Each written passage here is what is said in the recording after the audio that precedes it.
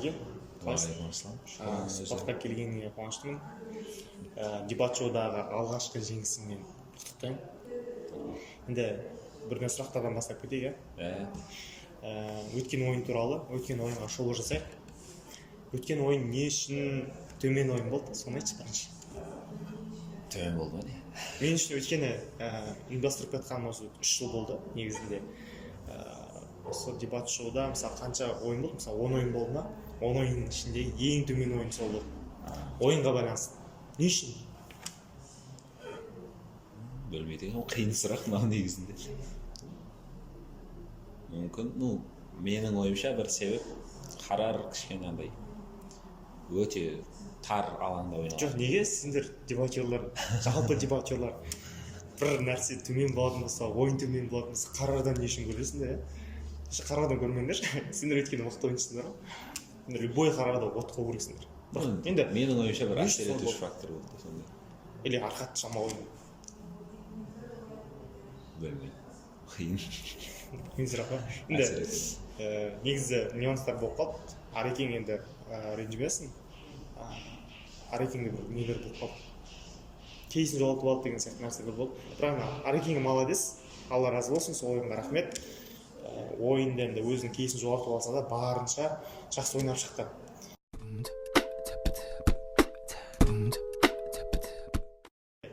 Сен өткен ойында Сапа мен үшін шоу жасай алады деді. Бірақ шоу жасамады. Не үшін? Негізінде дебат шоудағы сол шығуға қатысты шоу негізінде менің өзіме онша ұнамайтын нәрсе. Сол үшін мен клубта ол нәрсеге міндеттеген жоқпын. Негізі олар жасағысы келді көп нәрсе, бірақ барынша шектеп тастадым. Одан кейін шығуға қатысты идеялар өзгерді. Сол үшін өзім поколениямдағы балдармен сондай нәрсе қосылғаннан кейін сол себептер болды. Енді осы жолы Алтынсапа шоу жасай аламын. Егер қатты маңызды болса, иә. Қатты маңызды. Қатты маңызды.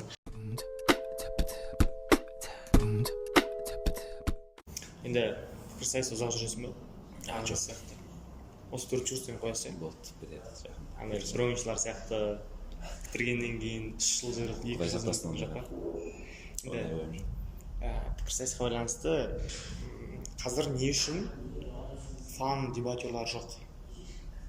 Күдіртетін, ойында бір күлкімен алып шығатын. Өйткені мен қазір кейбірде турнирлерге барып, немесе өзім төреші боламын. Сол кезде енді ішпыстаралық ойыншылар көп. Не үшін? Или көп прикол көрмеймін ақ? Бәрінде просто көп ойыншыларда ең бірінші акцент ол ойынды жеңуге қойылатын сияқты. Одан кейін олар андай прикол айту, ойынды еркін ойнау деген нәрсені қолданбайтын сияқты онша. Андай қалай болса солай ойнау, приколдар айту, еркін ойнау. Бүкіл андай вниманияның барлығы ойынды жеңуде болған үшін басқа нәрселерге көп көңіл бөле алмайды. Мен де солардың ішіндемін негізінде. Прикол айтып онша ойнай алмаймын. Сол барынша енді қалыпты күлдіртіп, настроениесін көтеруге тырыспайсыздар, тырысамын, бірақ всегда бола бермейді ол нәрсе. Енді пікірсайысқа байланысты қызыңыз бар шығар? Иә. Пікірсайыста ма? Жоқ. Пікірсайыстағы қыз бен пікірсайыстағы емес қыздың айырмашылығы қандай? Қыздардың? Пікірсайысшы қыз бен пікірсайысшы емес қыздар. Негізі көп айырмашылық жоқ. Енді бір-екі айырмашылығы бар шығар, может, көп ұрсады деген сияқты. Жоқ, негізі ондай стереотип дұрыс емес. Пікірсайысшы қыз, ұрсады, бірдеңе. Ондай нәрсе жоқ сияқты менің ойымша. Бірдей. Бірдей, иә? Енді әйел Африкада да әйел деген. Африкада.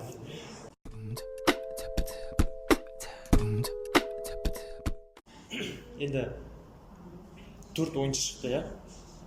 Тәжібаев Реке, Ерғали, сосын Алихан, иә? Алихан. И және Ерғанат. Не үшін Ерғанат? Өткенде мен бір UIB-дің турниріне бардым. Ерекше турниріне. Әшін көріммен болып. Сол жерде жүргенінде Жандос бар ғой, Ерғанаттың әріптесі.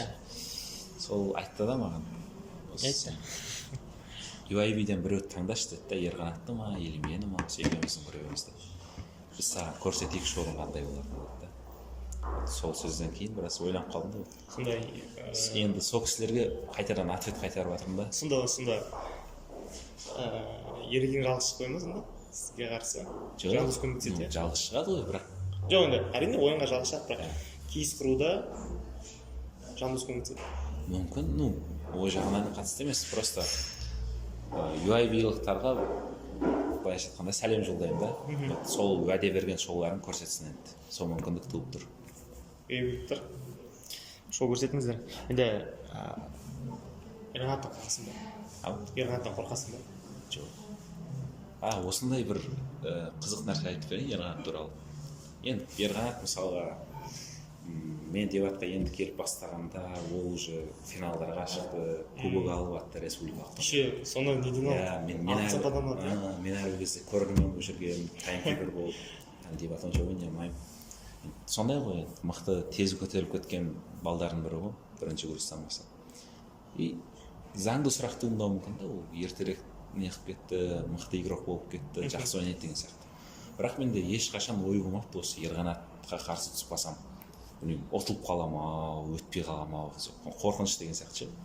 Мен всегда Ерқанатқа қарсы түсем, қуанамын уже, ары қарай өтіп тұрмын мысалы. Бірде төртте өтсем ба? Оңай қарсыласпасын. Мен всегда ұтатын сияқтымын. Қайдан шыққанын білмеймін. Бірақ араларында статистика 4-4. Ол алдында қанша саңыз айтты ғой. 4 рет мен ұтқам, 4 рет сен ұтқансың. Ондай статистика жоқ. Кубок бойынша айтқан шығар ол. Кубоктарымыз бірге. Кубокқа да байланысты айтты. Кубокта бір 15 шақты кубок бар, бірақ кейін қамшы тастаған кезде көрермендердің есінде болатын болса 4-4. Енді кім мықты екен осы дебат шоуда анықтайды деп тастады. Сонда ол 4 ойынды соңғы ойындар бойынша ұтты ма или бірақ сен әлде үш кезінде ойындар мен есімде айтпақшы. Ол ойынның екеуінде ол жазирамен бірге ойнаған. Сонда екеуінің араларындағы жеңіс жазираға ойнасың. Мен жас болмай ойнап қалдым еще. Тәжірибесі аздау бір ойыншымен ойнадым. Еще біз тек қана АПФ қарсы ойнағанбыз, әлі ойнамағанбыз. Әлі ойнаған жоқсыздар, Сол сияқты ситуациялар болды, білмеймін енді. Может 4-4 шығар, санамам. Бірақ маған всегда көп өтетін сияқты көрінді.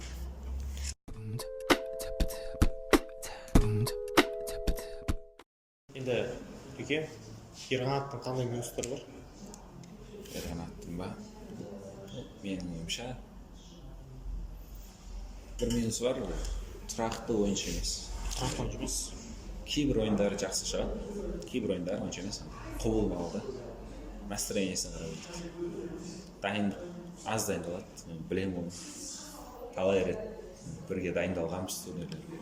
Көрген дайындықтарын. Бірге ойнамағанбыз, бірақ білемін аз дайындалады. Сол сияқты минустар бар. Менде мынандай сұрақ бар еще. Естеріңізде болса, өткені шоу ойнастығында сіздер орта буында шықтыңыздар, орта буын қазіргі аға буында өздеріңіздің қатарластарыңыз, бірақ ішінде Ерқанат жоқ. Неге Ерқанат жоқ? Ол жерде қатты бір принципиальный нәрсе емес, именно Ерқанатты таңдамай қою деген сияқты. Енді өткен Ерқанатта сол неде болды, сол жерде Ерқанатта жүрді. Бірақ Жандос шықты, енді Ерқанат шыққан жоқ. Ол жерде мен просто ойым... Әлде Ерқанат сені мойындамай ма? Жоқ. Әр клубтан андай бір баладан шығару керек. Солай болды. Бүкіл клубтың мүшелері бар деген сияқты. Сол жерде Жандос таңдай салдым. Просто рандомно ол жерде. Именно Ерқанат жек көріп сол үшін таңдамадым деген сияқты емес. Жек көресің ба? Жоқ, ондай емес деп отырмын. Енді Ерқанатқа не ақыл кеңес айтасың? Ерқанатқа ма? Ол кісіге ақыл айта алмаймыз ғой. Тәжірибесі көп бізге көп өтқан. Кеңес айтуға болатын шығар. Жақсы дайындалсын.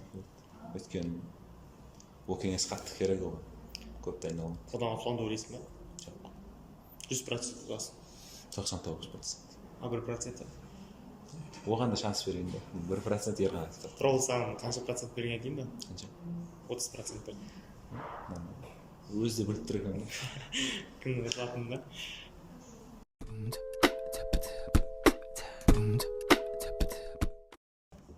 Сен үшін ең мықты турнир? Ең мықты турнир? екі үшеу бар негізі. Біреуін ғана айтатын болсам, SDK. SDK, да. SDK. Өйткені Біз не жарнама жасаймыз, ол негізінде, неге SDK дейсем, просто менде дебатқа келгелі бері андай не бар да, кішігірім, мақсат деген сияқты. Нұрсұлтан алдында дебат ойнадық біраз, көп кубоктар алды. И менде всегда бір цель болатын еді да, Нұрсұлтан аламай кеткен кубоктарды алу деген сияқты. И Нұрсұлтан аламаған турнир біріншіден. Одан кейін жыл сайын андай ең топовый игроктар жиналатын турнир. Форматы да сәл өзгеше деген сияқты. Атмосферасы ұнайды. Атмосферасы андай шынымен бір бәсекелестік бар сияқты. Сондай турнир, кәдімгідей турнирде жүрген сияқты. Сол турнирда негізі бұрын ойнадың ба? Иә. 2 рет па, 1 рет? 3 рет ойнадым. 3 рет ойнадыңыз. Жеткен жетістігіңіз қандай ол жақта? Екінші орын алдым былтыр. Былтыр екінші орын, иә? Биыл бірінші орында боласыз. Көреміз. Бұйырса. Негізі сіз екінші орын алған жерден екінші орын алатын сияқтысыз тағы да. Энерго сияқты. Білмеймін. Дайындаламыз бірінші орын алуға. Қиын ба негізі екі финалға қатар шығу? Энергода қиын болды. Өйткені бірінші күннен бастап азаннан кешке дейін 2 күн подряд дебат ойнадық. Еще бірінші күн дебат шоу болды. Дебат шоудың алдыңғы күні ұйықтаған жоқпын мен вообще. Білмеймін неге ұйықтамағанымды. Түні бойы ойлану болды кәдімгі. Шаршадым. Арқатта ұтыламын деп ойладым осы кезде. Жоқ. Типа қарарға қатысты идеялар көп болды да. Ойлану керек болды. Сұрақ жауапқа көп дайындалу керек болды. Одан бөлек екінші күні де подряд ойын бола берді. 1-8-ден бастап қатарынан екеу. Одан кейін турнир өзі кеш болып кетті ғой. 10-дарға дейін созылып кетті. Одан кейін соңғы финалдарға қарай шаршап кеттім кәдімгідей. Короче, энергия жетпей қалды. Иә, кәдімгі шаршап қалдым. Сөйтінде екі финалдан қатар өтті. Екі финалдан қатар ұтылған қалай екен? Как будто ештеңе ұтпаған сияқты болып қаласың. Тәмсіз қалған сияқты.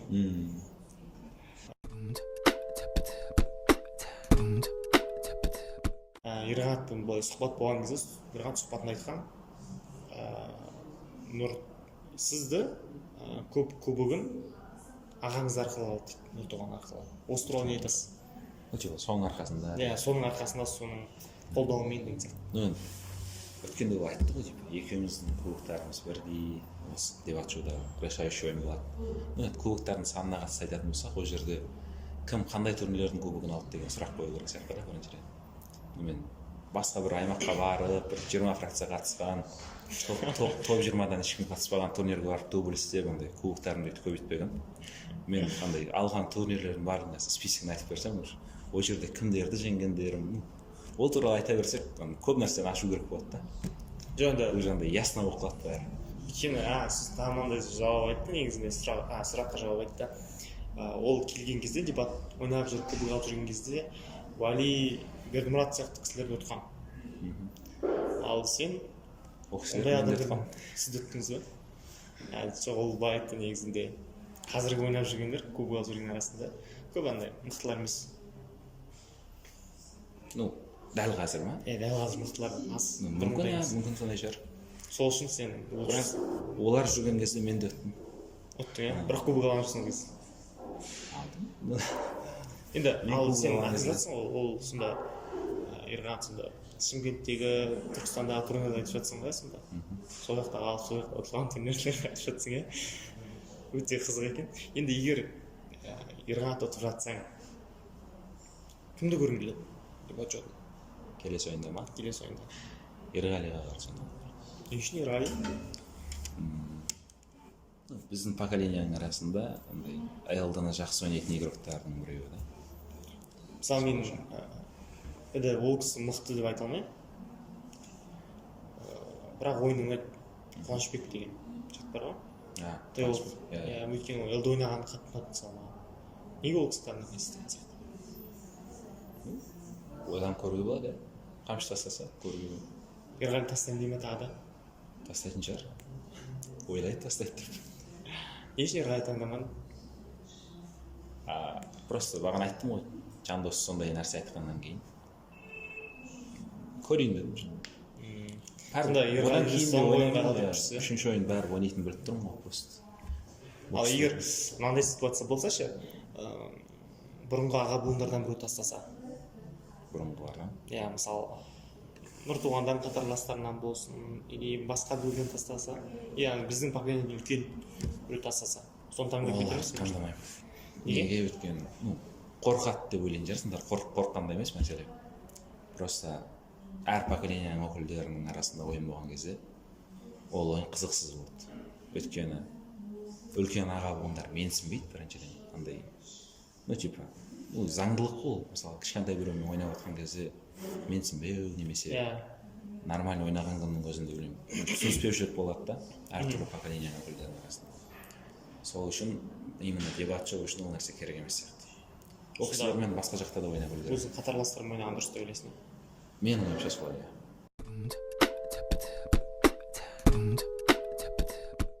Нұрге, онда келіп сұхбат берген үшін көп рахмет. Дебат шоуда саған сәттілік тілейміз, жеңіс тілейміз. Рахмет. Сіздерге де.